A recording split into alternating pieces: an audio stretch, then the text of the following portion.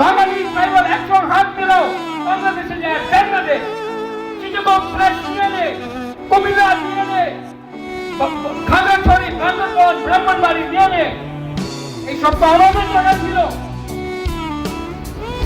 আজকে সত্য কথা আছে 1946 নোয়াখালীর রাইতে করে महात्मा गांधी महाराजा वीर विक्रम ने एक खत लिखे छिलो महाराजा आप प्लीज इनको त्रिपुरा में जगह दीजिए वरना ये इनको मार रहे हैं नोआखाली में।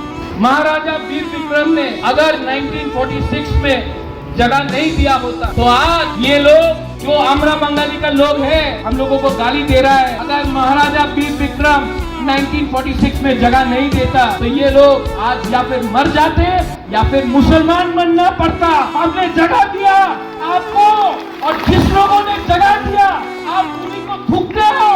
थूक के आप लोग इतना बेईमानी करोगे। आज त्रिपुरा लोग ने जिसके पास खाने के लिए कुछ नहीं था हमने हाथ दिया जगह दिया। आज आप लोग हमको गाली देते हो।